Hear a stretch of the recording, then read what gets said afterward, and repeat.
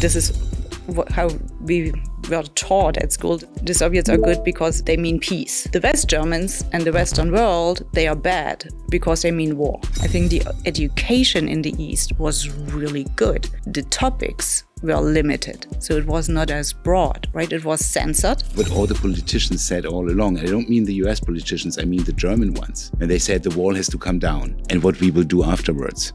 I think that was all lip service because they were not prepared at all what to do after the wall came down. Remember, adversity is your advantage.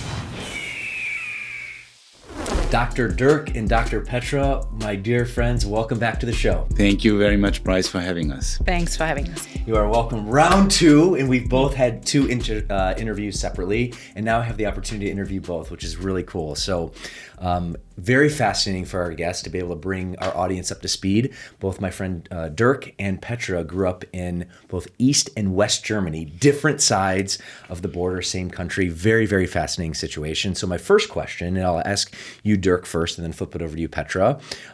Going back to your childhood, if there could be one truth that you could tell yourself looking back around freedom or success growing up from your perspective, what would that be? That's a very complex and philosophical question, I have to say. And just thinking about how I was as a child, I don't know whether I would have realized anything like that. But yeah, I grew up in West Germany, thought I have freedom, was enclosed by socialism. Freedom for me today means really expressing myself, specifically freedom of speech, which I always cherished. And success for me today means achieving what I set myself as goals. Sometimes I'm not realizing how successful sometimes things are. And taking that back to the childhood means really perhaps being less prudent with voicing what I need to voice and having concerns. Therefore, the freedom of speech component at the time, probably I didn't realize as much. And success probably would mean that I'm able to celebrate successes more than I did at the time, because I always thought you have to achieve more and more and more, and it's never enough. Whereas today I realize through feedback from the outside world as an adult, very often I have achieved success, and I should have told my younger self that as well.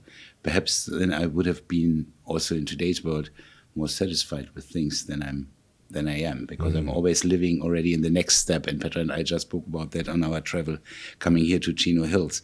Live in the moment instead of being in the future because of this, not having achieved what I think I should have achieved.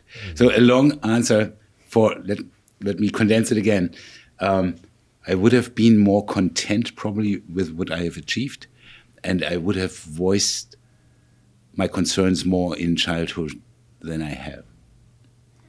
Well, thank you, my friend. Petra, I'm going to flip this over to you. An interesting, completely different viewpoint from your lens, growing up in East Germany, which is very much more oppressed, very much more socialist. So looking back, what would be one truth about freedom that you could tell yourself, how now living in both worlds? So freedom is one of my core values and has always been. And what I would tell my younger self, be true to your values. And freedom does not mean to unfiltered say everything that you want to say at every time to every person, but it means that responsibility to check in with yourself. If you really want to say that, if this is really your truth, and if so, then being able to express it without fear of being punished after that, right? So it's a balance between self-responsibility and having that freedom to express what's going on inside, to be free, to be authentic, to be your real you, right? and not living in fear all the time. Let's actually talk about that. I want to unpack that a little bit more, because your experience growing up in East Germany, and from our last conversation, which I believe is episode 177, so a shameless plug to go back and have the one-on-one conversation with Dr. Petra and I. But let's talk a little bit about some vivid memories in your youth growing up in East Germany. What were they like? And then specifically, what was the element of fear that you referred to? Fear was omnipresent, and it was outside of the home, it was inside of the home. And fear was the main thing that I felt. I was constantly in fear to do the wrong thing, to say the wrong thing, to feel the wrong thing, and bottom line, to be the wrong thing. And do you think that was specifically your perception, or was that just your family, your parents, like the community? Do you believe that fear was radiated amongst your community, not just yourself? I think so, yes. It might have been specifically intense for me in my family situation. Mm-hmm. But in general, I think this is what was common, what my peers felt too, maybe to a certain extent. Maybe they had a different personality. Maybe they had different setting at home. But we all experienced fear, and this is what we talked about this in a silent corner that nobody was easy to overhear what we were talking about. But still talking about fear was a fearful thing to do. Mm. So what I would tell my younger self probably would be, you're enough, you're okay, and don't let fear run your life. Great advice. I'm going to flip it over to Dirk here in a minute, just to talk about his, experience in West Germany, which is just very fascinating. I'm just so grateful for you both, being married for so long, growing up in the same country, but two different systems. You have such, incredible life journey. From your perspective, when did you realize that the life in West Germany, West Berlin, was different than East Germany and East Berlin? I'm curious on what, when you realized that, and then what your perspective was with people living on the West. So really learning about it came very late. As a young child, I only had the information from hearsay. We didn't have the direct experience, the direct exposure. We didn't have a TV. The radio stations we were allowed to listen to didn't portray what was going on the other side. And if you don't have the information, your mind builds stories, right? So that wondering how it would be on the other side was more of a fantasy than it was probably in reality. So you had very limited information. Very limited information. Which is interesting. I mean, when you look at, this is why my belief on why I'm just so against censorship is because it creates really tragic situations. Because to your point, if you don't have the information, then you don't know. And then also, too, the stories you tell yourself are just way different than probably the reality. I think so, yes. With hindsight, absolutely, right? And you get this tiny seed of information, and then you build an entire empire around that, right? Yeah. And it nurtures that unhappiness, that fear, that longing for, I want to see what's over there. I wanted more compared to when I had or would have had the information. Maybe it would not have been that burning, right? You build the stories in your head. If you don't know what's going on, you create the stories. And this little bit of information that I had access to, or friends of mine who had family in the West, and they came to school and had nice, colorful clothes or different food to eat, or they had chocolate. And just the smell when they opened their lunchbox and there was chocolate from the West, you could smell it through the entire room. And of course, as a little child, you wanted to taste that. And it was more than the taste of chocolate. It was taste, for me, it was taste of the world, of the freedom to experience different things. Not necessarily this, I want to have it all, but I want to see it all. And I think this means success to me, to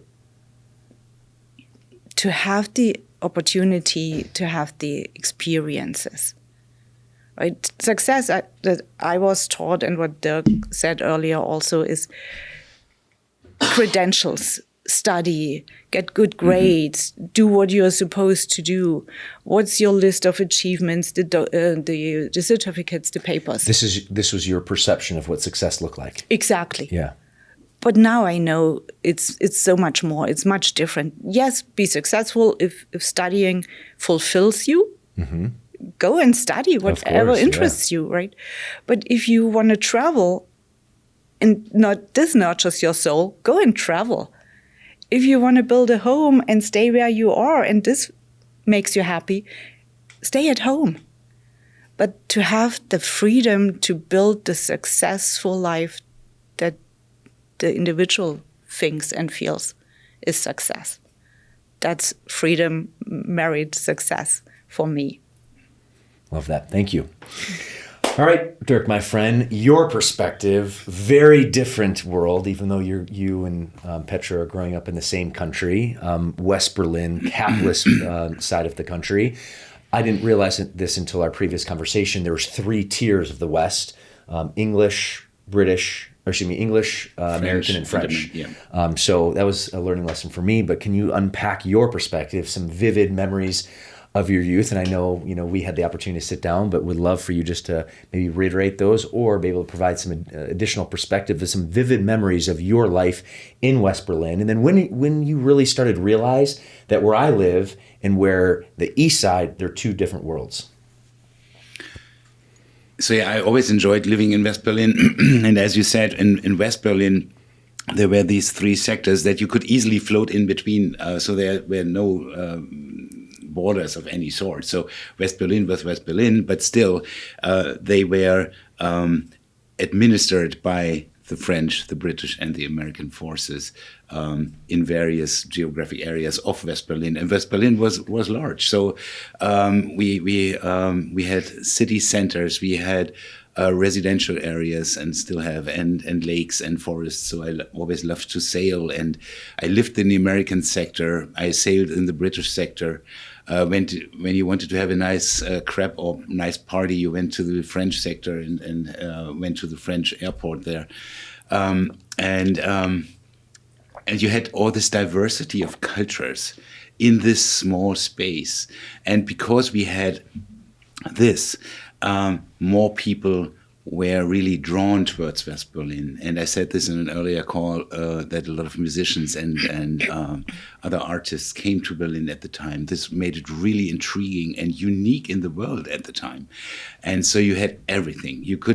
There was nothing that you couldn't get, and you could get it 24/7. And I made a lot of use of that. So I was around and about all the time, even if it was enclosed by the wall, but it was large enough to not even sense that, and to have really an exposure to everything that you wanted as a growing up person. What was your perspective on the U.S., Britain, and France then, from that perspective? Because you living in a world-renowned city, right, at the hub of Europe and Germany, but you also have this additional exposure to outside cultures different than you, Petra, where you have experience or exposure to the American culture, the French culture, the British culture. What are your thoughts during this time of your life around those cultures? So I was always interested in English as a language already as a child, and so that drew me closer already to the British and the American sectors than the French one. Why was that? Was that just genuine curiosity, or you're a very smart guy? Did you see there was value in the English language, or just? I think I didn't see it at the time. I thought it's a foreign language that can always help you. I realized that, and it's so much closer to German than French, being a Roman language. Yeah. That I was drawn towards English at the time. And then living in the American sector, I could then at the open day of the airport go there with my grandmother, and I've seen the GIs and they flipped burgers. We didn't have hamburgers. We had this typical German food, but once in a year on this airport, there were 10,000s of people there, and the GIs were flipping burgers, and we had our first hamburgers, and they handed out gums to chew on, and that was a different world, and that attracted me more than the British, which I also love and like, and I have a lot of colleagues in the UK and love to work with them, but there was a certain factor of coolness for a young boy of 6 years of age that I've seen transpiring from the US people being there, representing and giving us safety in West Berlin, not being overrun by the socialist people. And this sense of security and safety made me drawn towards the US guys. And I was always interested to be once here. And then I went to high school also in Connecticut. And I was always interested to learn more about the relationship between the US and Germany and the culture in the US. And I'm so glad that we're finally here. Oh yeah. Well, I'm glad that you are as well. I'm going to ask you first, and I'll flip it over to Petra. When did you start putting together, at what age, that where I live in West Berlin is very different than East Berlin? It's very difficult to say when this decisive moment happened, but I think around the age of 7 or 8 or so that this became very transparent to me. And then what was it like as you kind of like started to understand that? What was your thought? Because to me, it's an interesting dichotomy, because you're the same culture, same country, but very, very different. So what was your view on East Germans, as you grew up, in your, I guess, adolescent, time frame into early adulthood? So for me, East Germans were very, very far apart from what I realized in my mind being other human beings, honestly. See, I felt really much more closer to British, much more closer to French people, much more closer to Americans, than Italians and French, and Spanish people. And then there was East Germany. That was a different planet. It was not even that we were both Germans. It was so far apart. I felt closer. I had a pen pal in Japan. I wanted to go over there, so I felt closer to her than to anybody in East Germany, and that's how far it felt. Wow! And there's a huge cultural divide between us and Asians, and I really appreciate that and enjoy that in business life. And then there was further out there in another universe, and Petra's always talking about the universe, was East Germany. So even though, this is miles away in the grand scheme of things, but you felt that it was eons away. Yes. And that led to the fact after the wall came down that I think, first of all, we didn't know about it. We were a little bit afraid of this, being overrun by just the sheer amount of people coming from the East. But then also realizing how curious they were and had no experience, that we probably were also arrogant and condescending. Wouldn't you say so? A lot of people from the West have been, and I probably have been part of this as well. And I admit that, because I thought, oh my God, they have no education, which is wrong, of course, but that was our perception. Therefore, I always said, I would like to work in Paris. I would like to work in London. And I did that. But I thought, because I never could work with East Germans, and now I married Petra. Look at that. 30 years ago. Now when I say now, and I'm the most happy person about this, but at the time, I couldn't imagine. Petra, what's your perspective? And I know you talked about, you didn't really calculate it or compute it until you're a little bit later. When did you start realizing that, oh, wow, where I live is different than West Germany? And then to that point, what Dirk just mentioned, what was your perspective? Did you feel like West Germans were condescending? Did you feel connected with them? Did you feel they were a different universe? Like, what is that from your lens? Yes, and yes, and yes. How did it start for me, the realization? I think it was triggered through the love for my parents. There was one moment where I remember vividly, where I said to myself, there must be a different way. And this was a minor event, and we recently talked about that. How old are you roughly? 8. Okay, so young girl. Yeah. And my mom and I, we were doing groceries, and we took the bus one way and the other way, which I didn't understand. We took the bus with no groceries in our arms, right? And the way back home, after we did the groceries, we walked a 45, 50-minute walk. So, but it was my mom's decision. And on our way home, we stopped at a flower store. And it was rare. It was really a very rare occasion that we could have cut flowers, that we could buy cut flowers. And we stopped at that shop every time we walked by, but usually the answer was no, we don't have any. And at this day, the answer was yes. And we purchased a bundle of cyclamen. How do you pronounce it? Cyclamen? I'm not a flower expert, but probably some sort of nice flowers. Some nice flowers. And we had probably 12 or 20, I don't know. It was a nice bundle, and they were pink. And my mom had told me prior to that, if we get cut flowers, you carry them heads down and you hold them gently, that you don't hurt them before we can put them in a vase and give them water. So this is what we did. And we walked the 45 minutes back home, and then we wanted to put them in a vase, and we had only 3 flowers left. I had carried them, as I was told, upside down and held them gently, but so gently that they fell out. Oh, no. So what we needed to do, because it was such a rare thing and it was expensive, we had to go back the entire way and pick them up and come back again and put them in a vase. And I never forget this story, and I felt so bad and sad. First of all, I felt bad and mad about myself, right, that I didn't know how to cut flowers. And then I felt so sad that my mom couldn't enjoy the flowers and that it wasn't not more normal to have fresh cut flowers in our home. And this was, I think, the beginning of me thinking there must be a different way.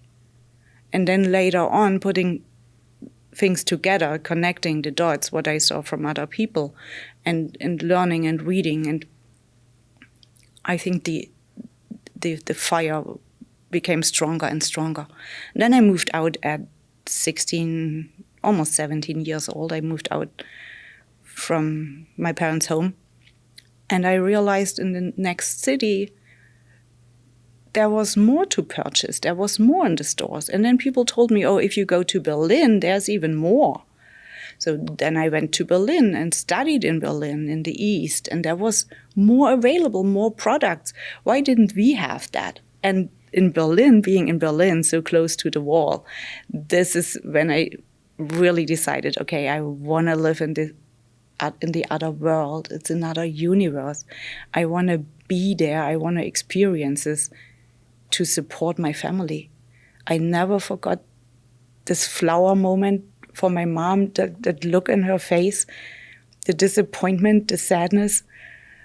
And it was not just the flowers, but this was the moment for me, right? If we wanted to have a book, my parents, my mom loved orchids. And to get a book about orchids, it took them years. And we needed to build a relationship with the person in the bookstore and being there every week and ask, did you get a book? Did you get a book? Did you get a book? And to build resilience to accept all the no's. And then this wow feeling when finally the answer was, yes, we have one. And there was no choice. Did you want it or not? Was it a nice book or not, right? You got a book to that topic that you wanted to read about. You take it. And that was it. That was it, yeah. Now, let me ask you this. You know, when you started having this, when you moved to East Berlin, which is a few hours from where you grew up. Yeah. You started kind of having these visions like, you know what, I want to create opportunity, started having interest in the West. Was that, you know, in your circle of friends, was that a common kind of goal and thought? Or is that something that was just kind of isolated that you kept to yourself? It was more isolating because initially I didn't know that nobody really wanted that as badly as I wanted, right? So I was naive enough to share that. And usually the answer, and coming back to your point, was, oh no, you don't want to be there. Those are the German word is besser Wessis, the people from the West knowing better. And this comes back to how the people from the East saw people from the West. Like not very well. Not very well. And what Dirk said, they came across as arrogant and condescending. And it was not about the education. I mean, this we didn't know at that time. I think the education in the East was really good. The topics were limited, so it was not as broad, right? It was censored. So, but the education that we received to the certain topics that were approved by the government was really good. But there have been blind spots. We didn't get any education about that. And also technology, for instance. I vividly remember going to the West and in the laboratory, it was a different universe. There have been instruments that I've never heard about. I had no clue that they existed. I didn't know where to find the on or off switch. Can you imagine how stupid you feel when you don't know how to get the machine started? Not to speak about how to use it. And this, of course, made the gap between the West, people who had everything and knew everything and were used to having everything every time, 24/7, as Dirk said, and me coming from the East, not having access to things, not every day, not every hour. So the value of material things was very different. If we had something, we had to treasure it because you couldn't replace it. Yeah. Right? It was way more limited resources. Absolutely. What did the school system, and I want to hear from you, Dirk, after this, what did the school system kind of teach you about West Germany? Because I'm curious, like from an education, potentially even indoctrination, Dirk's saying he felt way more closer to like the Western cultures, England, United States, France, than he did to East Berlin and East Germany, which is miles away. Yeah. Did you feel more connected to the Soviets because of the education? What did that look like? Because of the education, yes. The Soviets, let me be judgmental here. This is how we were taught at school. The Soviets are good. The Soviets are good because they mean peace. And the West Germans and the Western world, they are bad because they mean war. Really? That was Yes. the teaching? Yeah, I put it in a nutshell. But basically, this is what it was. And me being the rebel, the curious person, questioning things, I thought, this is really true. I mean, even the Western people or parents, they have kids. Don't they love their children? Is this really true that the Americans mean war? Do they really want their children to get killed in war? And I get goosebumps because I remember sitting in class listening to the bad stories about the West and questioning that. I thought, if I once become a mom, would it make a difference for me to be in the Eastern side or in the Western? Wouldn't I love my child no matter where in the world I am? What about your perspective, Dirk? And then now I want to kind of transition as we talk about this to ultimately the wall falling and how you guys connected, but would love your kind of additional perspective on what Petra just laid down. So Petra was talking about education, and I said beforehand that we probably have been arrogant seeing that the people from the East were not as well educated. And that does not relate to school education. You're right. That relates more to life experience, which educates you as well. So you couldn't travel. Nobody else could there. And traveling gives you so much experience in education in a different way than school does or university. So that was definitely missing. And what you are also talking about, cherishing thing, you were able to get one book instead of select from 100 of the same topic. That's something we still sense today sometimes, cherishing the value of things. And that gives rise to our day-to-day struggles sometimes, because our favorite example are the scissors. We have scissors for 30 years, and Petra is complaining that I use them wrongly and that they get dull. And I said, so what if first of all, I sharpen them. Then she says they're not sharp enough. So I said, okay, then discard them and we buy a new pair. Because after 30 years, I think they amortize themselves you can get them for $5.50 or something on Amazon. But that's where we have huge fights about. Because for Petra, that has a huge intrinsic value, just having them and keep them sharp, cherish to have them, know where they are at the same place. Whereas I don't cherish things as much, being raised like that. I don't know tomorrow where I put the scissors last night, honestly. That's one example of how we see material things in a different way. So that's only one example, which of course is countless sometimes. I want to interject here real quick from my experience. It's interesting. Your dichotomy is so grand to me and so fascinating to me.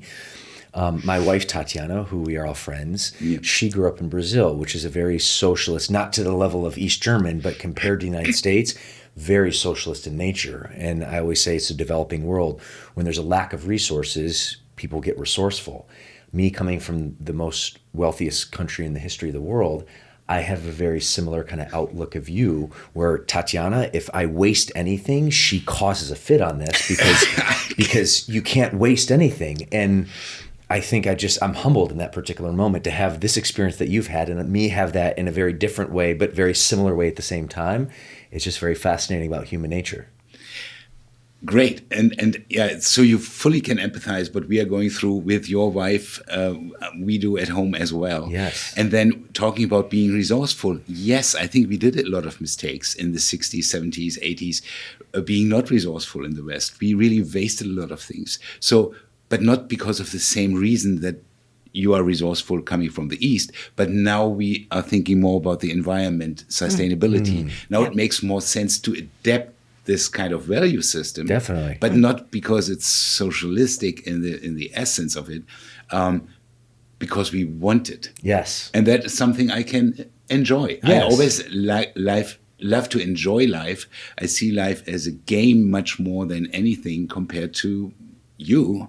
And that's perhaps also reflected in Tatiana and your marriage as well. Absolutely. So for me, everything and being so competitive is like a game, in job, in personal life, wherever. And that's a totally different philosophy that people had in the East. Yes. Yeah. Oh, that's fascinating. That's absolutely fascinating. And to preface, I guess, my story as it kind of relates to our conversation here, I mean, Tatiana is such a patriot. She's so grateful for the United States of America for all the opportunities it provided her. So she absolutely loves it and so grateful. One of her biggest critiques is how wasteful we are. And it's just a matter of perspective. So that's interesting. It's very interesting to share. So we should have had Tatiana here as well. So give her our best. And we are so glad that we met her on this trip. That probably there are a lot more parallels than we ever thought about. And as we said earlier on, that we are from a different universe. For us, it means a lot. We are also extremely grateful, like Tatiana is, to live here and be here. And as we are both from Germany, and you learned right now, that doesn't mean that we have the same background and feel as being from the same background. We then moved to Switzerland, lived in Switzerland 20 years. So we have foreigners there. We have been foreigners there. You have been foreigner in West Berlin. Yeah. Which I absolutely love so much, and probably why I'm so connected, because I believe that when you immigrate and when you have to live in a different culture, in a different environment, and learn a different language, it humbles you. It gives you so much perspective, but it humbles you. And I think that's why I cherish both of you so much, because I understand your story. I understand the struggles that you went through. I mean, I understand on paper, not going through it, but for you have to come from the background that you did, to migrate to a different country, to learn different language, to be here, is just very inspiring to me. Very inspiring to me. And for us, it means a lot. And let me just carry on with that. So we lived then in Switzerland and still have been foreigners there. So we knew that we are from the East and West Germany. For the Swiss people, we were the Germans. At least we were united from their perspective, not internally. Then we came to the US. We lived and worked here and really cherished each and every day and every moment. And then, as you know, we became American citizens. And that, for us, is amazing, because now we can both say we are Americans. We are not anymore at home the East German and the West German. So we have found, first time ever in our marriage of 30 years, a common home base. And every morning, you are moved, I moved, we are moved by this. Yeah. And we are so grateful for all of you and your fellow citizens and our fellow citizens. Our fellow citizens. I have chills right now because we're all American. We are Americans. We're all American. We the people. We the people. And that's what I love about this country. It's like all walks of life can come here and connect. And I'm going to butcher this, but the preamble for the Statue of Liberty is: give me your poor, give me your hungry, give me your X, Y, and Z. But when you come here, you can develop a better life if you have strong work ethic, if you can put people first, and really work hard. You can make something for yourself, and that's what I love about our country, and it bonds us together. Yeah. Absolutely. And that's what we love here as well. It's a country of opportunity. And work ethics. And right? coming back to said. work. Exactly. Because this is a leadership podcast as well, more than anything. And so for me, it means what you just said from the Statue of Liberty. If you want to work in a certain fashion, in a certain segment, you can do that and you can develop yourself. Whereas, and that's something I felt as a limitation as a manager and leader in Europe, you have to have always, and specifically in Germany, certificates of something. Otherwise, you're not allowed to even go down that way to do this job. So let's say you became an apprentice to become a carpenter. You can become a carpenter. You can become a master of carpentry. You can start your own business as a carpenter, but you cannot open a restaurant.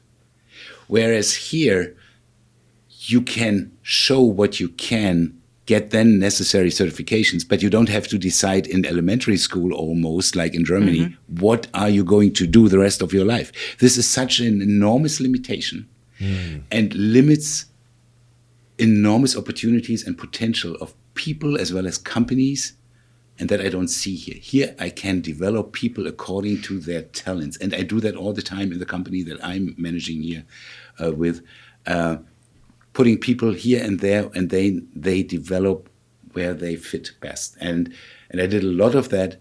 I also drove people into entrepreneurship from our company because I've seen the talent there, and they are the most happiest people right now, being out of the company, started their own company with our help, and that is the reward that I get. I would never be able to do that in Germany or France, Switzerland a little bit, but also to a limited degree. Because of the limitations from the regulations, right? Yeah.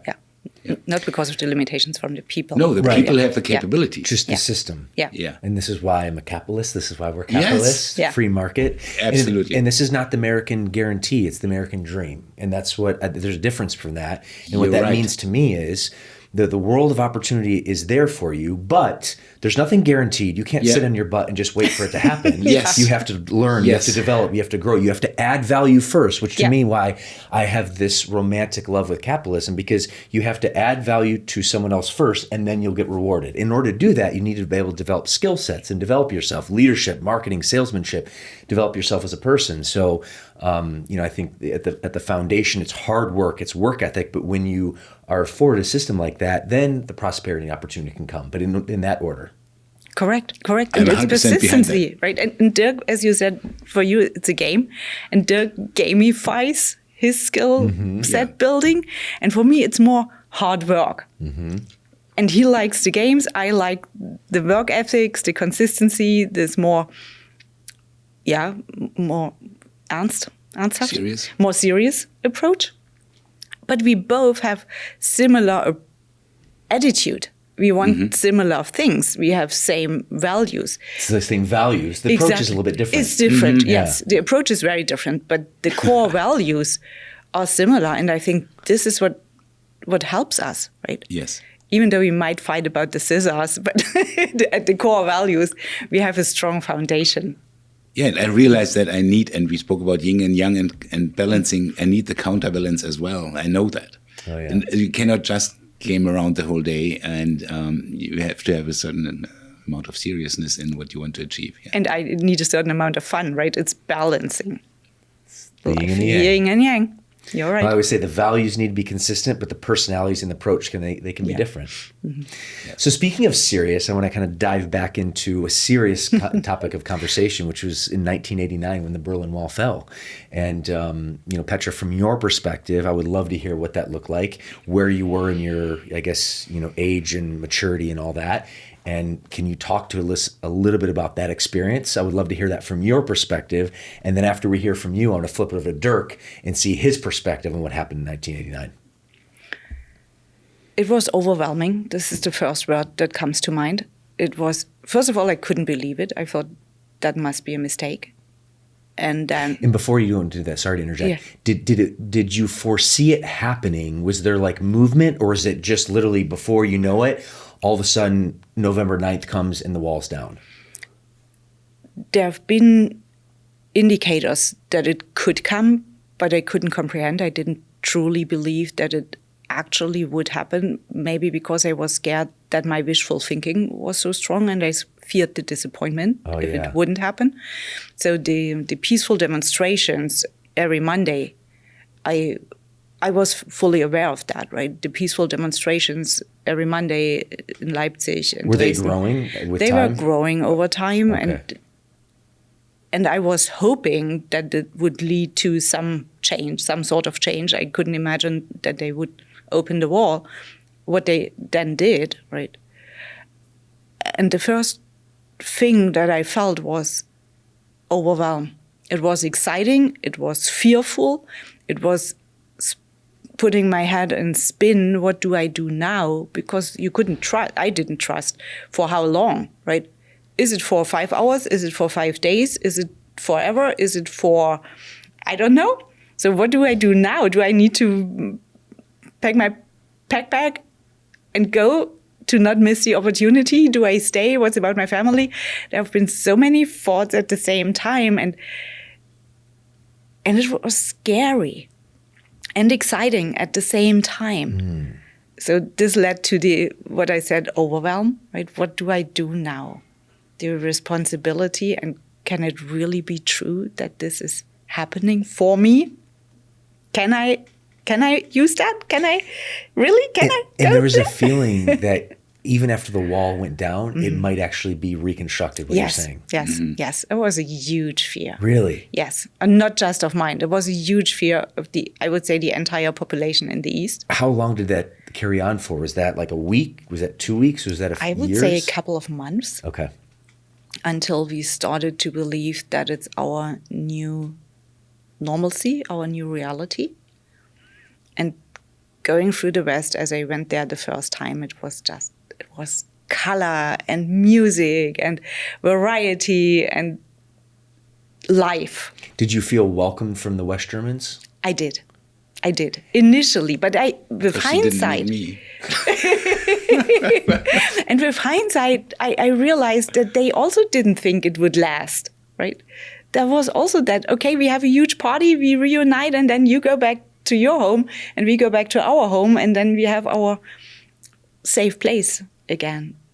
And the longer it went on, the more we both sides realized, okay, we are going through this together and we have to build a new life together, the harder it became. And it isolated me even more, because what Dirk said earlier, that expectation that the West would pay for what was not available in the East, I didn't share that belief. I did appreciate to get supported. Yes, there was a welcoming gift. I think for me it was 20 Westmarks. And I was grateful, super grateful for that. But I didn't expect it to be the new normal, that I would just receive money for being on Earth, right? Mm-hmm. I wanted to do things. I wanted to contribute. And this is the work ethics that Dirk mentioned earlier. So it isolated me even more. I wasn't welcome from the West, from the people in the West. You were not? No. There was a feeling of disconnect. Absolutely. And I was excluded from the people from the East, because most of my peers and my friends had exactly that feeling. Okay, now we are here. Now the West, they are rich. Give it to us. Share with us. That was the feeling of the East Germans. Yes. I never asked you this, but you obviously the same language, but from an accent perspective, could you tell someone from the West versus the East just by listening to them and communicating? I think so, yes. 100%. Yeah. You could? Yeah. And I don't mean this offensive, right? I don't want to offend anyone from the East or the West. This is how I felt it. Yeah. Mm-hmm. How about you, my friend? What was your perspective? Again, this is just so fascinating to me. Same country, not same culture because of the wall and disconnect, but you know, miles away, even though from my perspective, same country, the wall comes down. What's that experience like for you? What's the emotion? Are you happy? Are you sad? Are you scared? Are you feel for it? What's your perspective? The definitely scared. And and it's interesting, when we grew up, we learned all the time, the wall is bad, the wall has to come down someday. And I recall that in 1963, I was born in April 1961, before the wall was erected. But in 1963, John F. Kennedy came to Berlin and said his famous speech, "Ich bin ein Berliner, I am a Berlin person, a Berliner," supporting West Berlin. And I was 2.5 years of age or so. And of course, I don't recall the words anymore, but I recall the emotion when he was there, because my parents went there, and I was on the shoulders of my father. And my mom just confirmed this, because I just wanted to make sure that it's really the truth, because when you were so young, people could tell you a lot of things that you take as reality. And later on, we heard this throughout history, and we read it in the textbooks in school. The wall is wrong, the wall has to come down, and we supported this. But when the wall really came down, I thought, this is surreal, this cannot be true. And I think what all the politicians said all along, and I don't mean the US politicians, I mean the German ones, when they said the wall has to come down, and what we will do afterwards, I think that was all lip service, because they were not prepared at all what to do after the wall came down. How to rebuild the infrastructure in East Germany, how to align educational system, how to bring industry into the East. They had decades to prepare plans and to put them in the drawer for this day X, which they were always proclaiming should happen. Why was no preparation done? And that was very sad. So I felt really, really fearful. What are the next steps? What might happen? And so did a lot of other people. Sorry to interject. How long did that fear last for you? Definitely months. And then we have seen that we were really limited in further financial resources in the West, that a lot of money was going to the East, and we had additional tax burdens. So that carried on, honestly, for years, that we were not happy with the situation. And some people are still not today. Yes, even right. today. Even today, yes. Yes. Yes. Oh, wow. And so the war came down in 89, and we met in 93. And as I said, I was not a friend of seeing the influx of East Germans to West Berlin, because I lost this lovely West German hodgepodge and pressure cooker atmosphere and culture, because that really went away relatively quickly. But my boss at the time, he was an Austrian, so he was not German, the dean of the faculty of biotechnology. And he said, we have to do something. And he specifically spoke to me about this. And he said, we cannot wait for the politicians to make the decision to merge universities. We have to be at the forefront. And I said, that's great. And he said, yeah, I know already somebody that you take in your laboratory. And I said, what, really? Are you kidding me? And I really was not happy with that. But that's what it turned out to be, Petra. And she joined my lab. And it was the worst interview ever. Okay, let's talk about that. It was a bad day in my leadership skills. Well, I want to hear that from you, and then I want to hear Petra's perspective on that. So why was that a bad interview? And probably it's a good opportunity to share a leadership lesson as well. And then I want to flip it over to Petra to get her take on that. When I usually interview people, I rarely follow a script for that, because I want to see the personality. Today, and what I learned over decades in various countries when I hired people, is it's very important to hire for culture, and therefore you don't find that in the script. Qualifications I see on paper with certificates, but I want to understand the person behind it and the personality behind it, and I want to make this personality shine. That's also what I do with my nonprofit to help women in STEM to make their career in industry. When I was told by my boss, whom I really liked, and who was a great scientist, that I had to take on board this young woman from East Berlin at the time. My interview style probably wasn't like that. I didn't want to make you shine. I think I told you how tedious, how difficult the tasks are that are waiting for you in doing aging research, that like I did with biochemical tools and applications, which you have never heard about. So I wanted to intimidate you with all these difficult scenarios, and also said it might be too boring for you. You are probably looking for something more exciting than it is to do scientific work. Scientific work needs a lot of tenacity, repetition. Data sets have to be accumulated before you even can test your hypothesis. And so I didn't paint the most beautiful picture of the job, but I knew I cannot just turn her down because my boss told me you have to take her on into your lab. And usually I could really recruit from my lectures and had people who were inspired. So your boss basically gave the directive that you have to take 100%. her. And from your perspective, then I tried to find ways to try around to it. dissuade her. Yes, that she would go to my boss and say, you know what, I think that was probably not the best idea to join Dirk's lab. Okay, Miss Petra, what did that look like from your lens? And maybe what's a good leadership lesson in that process? So the lesson might be it doesn't always turn out as you wish it would. So I felt the interview was weird. It was my first interview in the West. I had no experience, so I was kind of, I didn't expect an interview in the West to go like this. And this is 4 years after the wall went down. You said that you met in 1993? Exactly. Okay. So the interview style was kind of, okay, what's your name? What do you want here? I heard you want to apply for this job.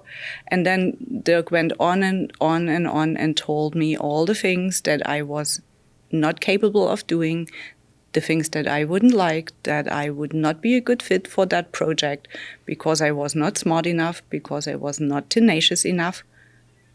And the summary was, you will not like that job. It was his last sentence. And I thanked him and left the laboratory. And I thought, you don't know me. I want that job and I'm going to get it. That was your thought. And I'm not proud of that situation today. And I think it was the worst interview in my whole business life. And I never did that again. I think so too. And it turned out so nice with your tenacity and resilience. And we got was married pretty soon after. Right. It was a huge learning lesson. And I felt this is exactly how the people from the West have been described to me. So it scattered my inner world because I wanted to have a different opinion about people in the West. But it absolutely fit that stereotypical description. Dirk confirmed it for you. 1,000%. I thought, okay, if this is the West and if this brings me forward to my dream, what I want, I can adapt. I made it through the socialist life in GDR. I can make it through those 4 or 5 years in this laboratory and then I move on. So I felt that I could learn a lot of things. I knew that I had tenacity. I didn't know at the time that I had tenacity to that extent, but I was challenging myself and I felt, okay, it's a phase and I want to learn. And since I take life pretty serious, more than you do as a game thing, right? I thought, okay, that's a serious experience to come. I'm ready for it. And I decided I'd take that opportunity and I worked hard. I went up early. And this was another thing that you really didn't like because it was his time in the laboratory to think, to set up the plans for the people. And I was there early too because I needed to learn where are the switches for all the instruments, right? How do I get them started? Mm-hmm. Yeah, sorry, I didn't mean to interrupt. No, I think it's so fascinating. I think I want to dive into one more follow-up question on that because our audience are looking to be better leaders and be business owners and change from the corporate world to a business opportunity, which requires transition. It requires confidence. It requires taking action, and working through the fear of unknown. So was that factory installed that you knew you wanted this? Did you have self-doubt? How did you, really manage that and take that leap of faith and feel confident to do that? Because I think your answer will be able to give our audience some good, a blueprint on how to do that for their own business entrepreneurial efforts. So let me start backwards. I didn't feel confident at all. So I didn't feel confident that I could do it. It was not that sense of, I'm strong, I'm stronger than this, I can do it. Not at all. But I think my desperation or my suffering was so big that I wanted to get out of this more. So that internal fight was do I want to continue being in this situation? Or do I take the risk, maybe suffering more than I did in the past? I didn't know, right? It was the fear of the unknown, of course. And being told, this is not what you can do, this is not what you are going to like, this is not what you are capable of. From a person who didn't know me, this was the story I told myself, right? He doesn't know me, it's his opinion about me. There is a slight chance that I can prove him wrong. Maybe I can show him who I really am if he's willing to look at this. And if not, I can change it, right? If this is really the wrong step for me, then I can make another move. But I felt it so deeply inside, and this is probably the message that I want to convey here. And when you have that feeling inside, when it doesn't come from your thinking part, from your frontal lobe, but when every fiber of your being says that's the right direction. At least it's the right direction. It might not be the right step, but the direction is what your soul wants you to choose. Go for it. Go for it and trust yourself more than all the circumstances around you. Be in alignment with what you know is true for you and trust that knowing. And what I'm hearing is you had that alignment, you had that vision, but you also had the gift of desperation, that you wanted to take action because you were in a current situation that, maybe that wasn't the perfect step, but it was a step that would actually get you into a better direction. Yeah. And I think that's a great message for our audience as well, wherever you're going through, and you're clearly listening to this podcast because you want to be a better version of yourself. And maybe you're at the crossroads right now where you don't know exactly if this is the right direction, but ultimately you're in a spot that you need to get out of. So that's what I'm taking away from that lesson. Yeah. Thanks for summarizing it so nicely. The latter part of the conversation, I want to now talk about, you intertwining your lives, different, same country, but different worlds unite. And, what did that look like? How was that transition? And also, too, how does it shape your thoughts on business, on life, on capitalism, on socialism? This podcast, is to teach leadership, promote capitalism, defend free speech, rounded in freedom. I would love to kind of hear just a little bit of your stories and then how that shaped your life, not only in the moment in the 90s when you got together, but also to present day, moving to, our beautiful country. So Dirk, would love to hear your side of things, and then we'll kick it over to Petra. Yeah, first of all, before our lives intertwined, after then I had to get Petra into my laboratory. I quickly then realized that it was very attractive for me. I was very intrigued by what I could learn from her. I'm an extremely curious person and love to learn each and every day. And that's also what my staff members always say. And that's true. I love lifelong learning. And so here I had now this woman in my lab that I could learn a lot from about a world that I didn't know, because we said beforehand that it was a different universe. Yeah. As if she would be from Mars, I would also talk to somebody from Mars, love to know more about how's life there. I'm from Venus. You are from Mars. Okay, sorry. Yes, that's true in a certain way, zodiac sign-wise as well, and so on. So I learned even that. So Petra has a very strong also spiritual background. I learned that, but I also learned a lot about life in the East Germany and in the Eastern Bloc in general.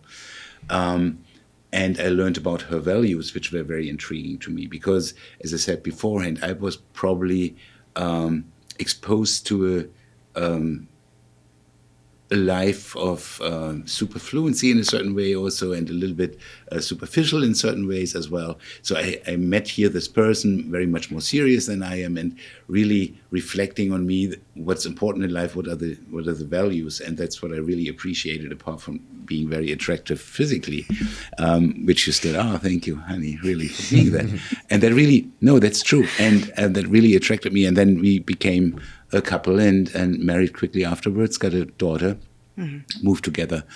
And then I made this transition into industry, because we have seen that in academia, money was short at the time, specifically because of this reunification of the two German parts.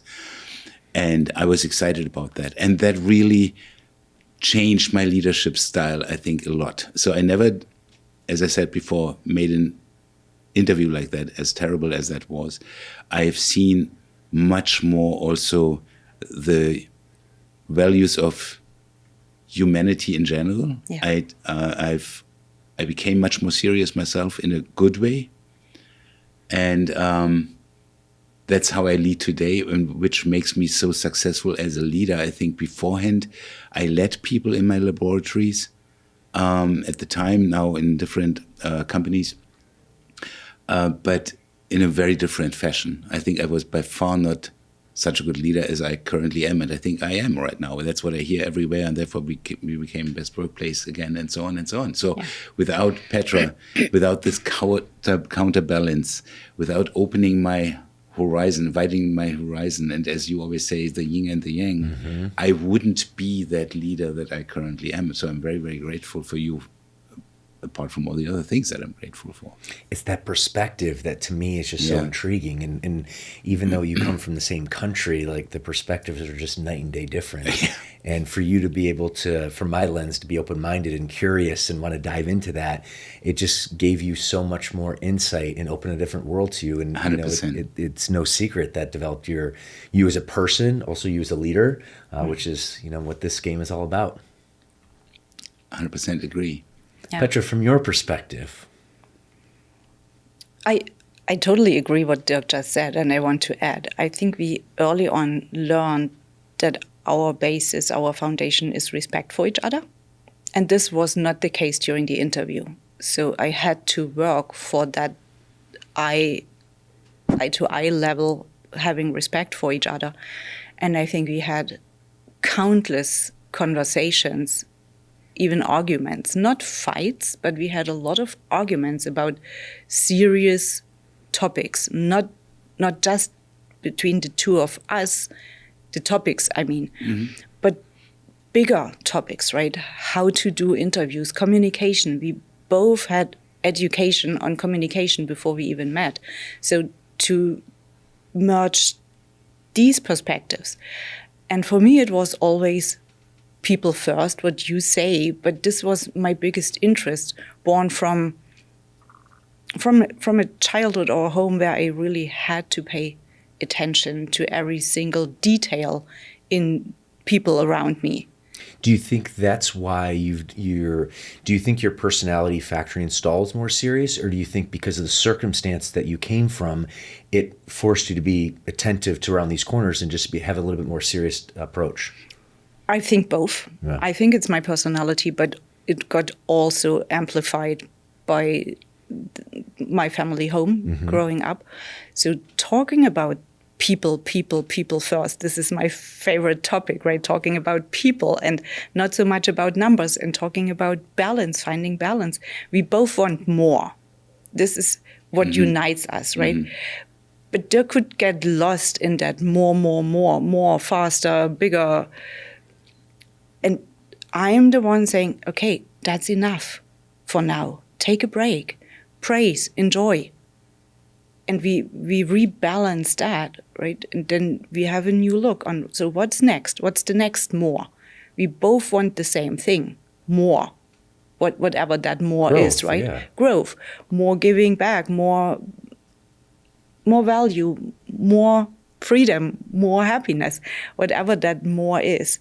But to take that step back and say, okay, we've achieved that. Now let's evaluate what's the next growth step. And for Dirk, it would probably be that direction until you hit a wall. But the regular checking in and adjustment, what's the next bigger step that we want to do? And to counterbalance that, right? And have the conversations, how do you approach that? And I think the marriage of our perspectives and our different approaches, this speeds things up really quickly.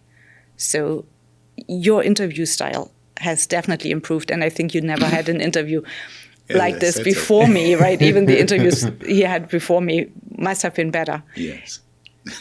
And I apologize for that. Again. It's all good. Officially, on the CEO Show podcast, it's official. Yeah, that's the first time. I think I think you never knew the word apologies. Look at that. Thank you. I received that. Thank you. Yeah. I really think it helps us both to grow and to feel safe in that relationship. I mean, it all comes down to feeling safe, right? When we feel safe, when we know we can say what we think and feel and still be respected, then we can grow. And this is what we use in our companies. You're a leader in that company. I run my own businesses.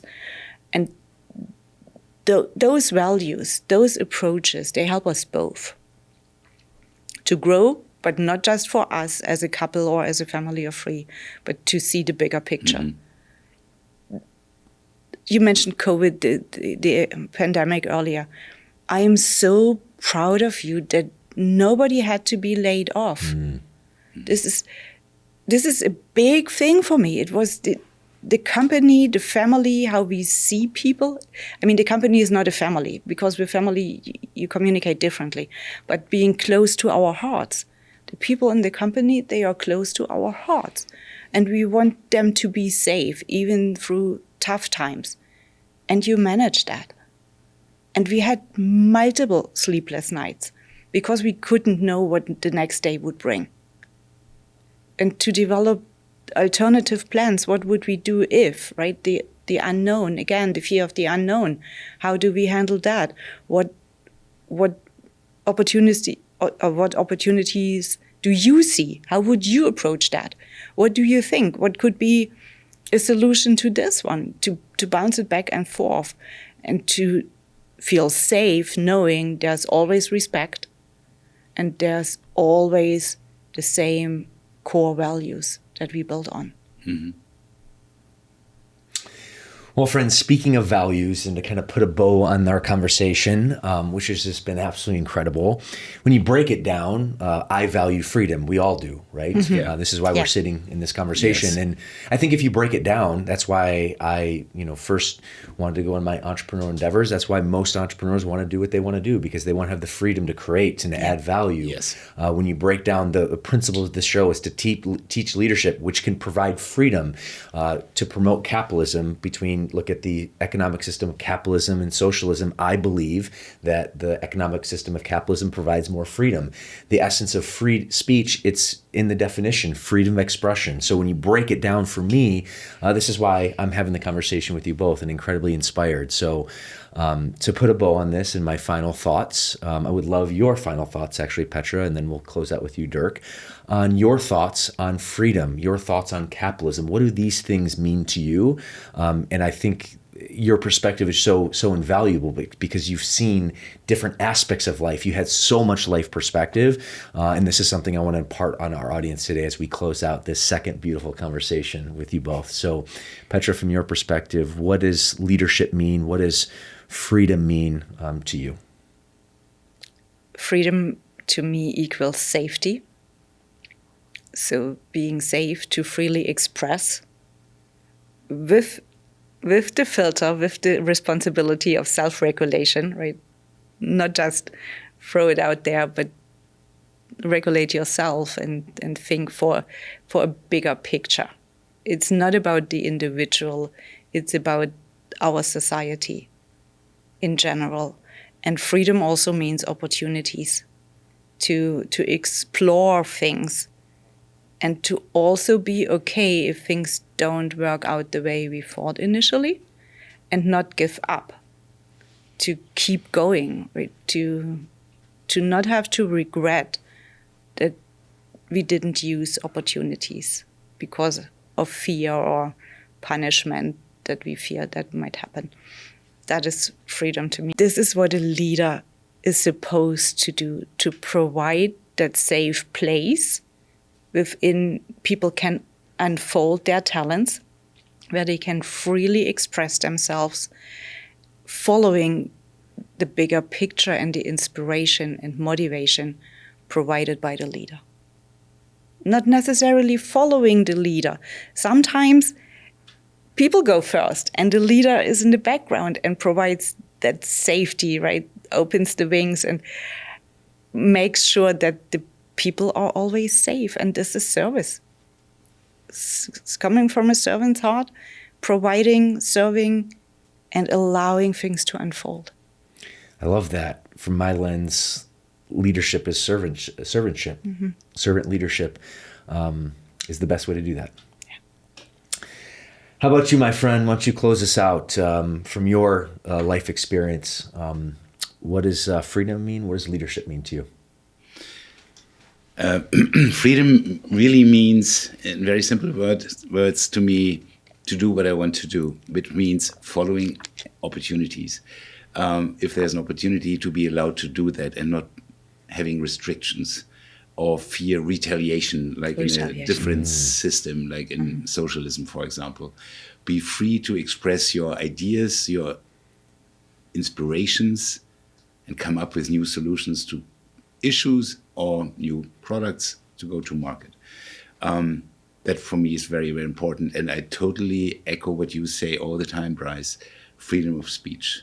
Mm-hmm. And for us, having experienced that between the East and the West, and freedom of speech was heavily limited, specifically in the East. Also in the West, to a certain degree, by the way, we never admitted that. But when you today hear about the media, what they were allowed to say, perhaps there was also some limitation. But therefore, both of us, Petra and I, are so extremely sensitive. If we feel or sense, perhaps earlier than others, that freedom of speech is somehow limited and that censorship kicks in sometimes. Yeah. And we've seen that recently, as we all know. We have. And not only in the US, in all the other countries, whether it was during the pandemic or during election campaigns or whatever, we are extremely sensitive to that and want to avoid that by all means. Freedom of speech is as the base of this democracy, yes, which we all three, obviously, and many, many more millions cherish so much. So that for us is freedom. And if it comes to leadership and business, you were asking about capitalism.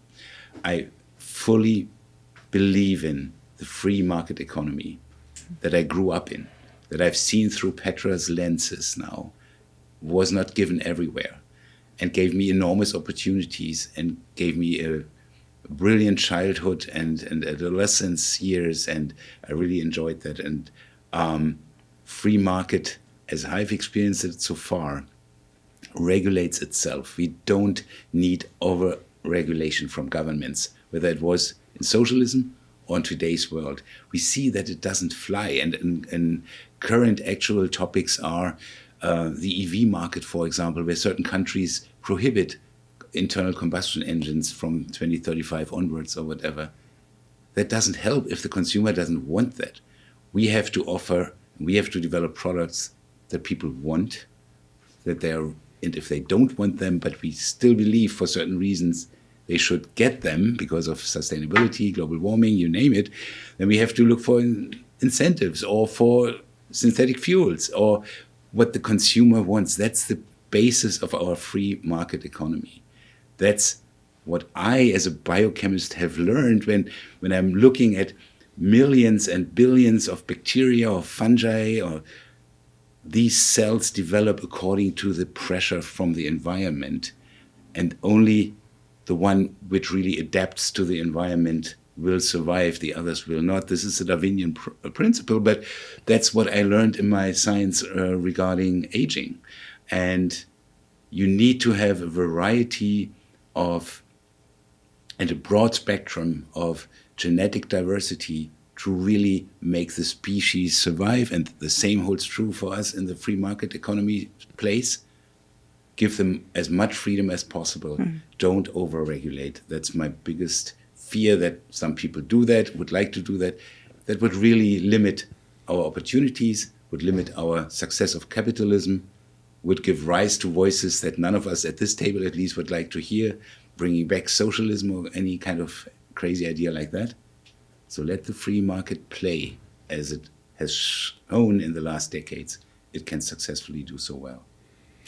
Well, amen to that, my friends. And these are my beliefs, but I wanted to bring you on not only to acknowledge you as dear friends, but also to share that perspective because you have such unique life perspectives that I felt a duty, obligation, responsibility to share with my audience. So as we wrap up today, I just want to thank you both, not only for spending today with me, and we had an incredible weekend at the dinner series by our friends Chris and Lori Harder, but more than that, just for getting to know you this past year. You guys are incredible people.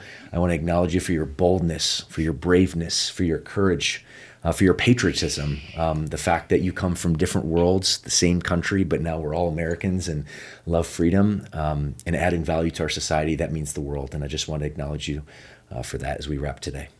Thank you so much, Thank Bryce, you so for much. giving us the platform here as well. And you take so much time out of your busy day as well to do this because you are driven to really spread the message about capitalism. And for us, it's extremely valuable. And thank you so much for inviting us and giving us the opportunity to talk to you about this. And hopefully somebody in the audience really takes something away from this. We would love, I think, also to get feedback on whatever your opinion is. But this is amazing. Thank you so much for the opportunity. Well, friends, I know you got a ton of value from this episode. What I'm going to ask you to do, assuming you did like this, and subscribe to the channel, and better yet, to Dr. Dirk's point, drop your biggest takeaway in the comments. Would love your feedback, creating a strong feedback culture so that we can continue that dialogue. And never forget, adversity is your advantage, and we'll see you in the next episode.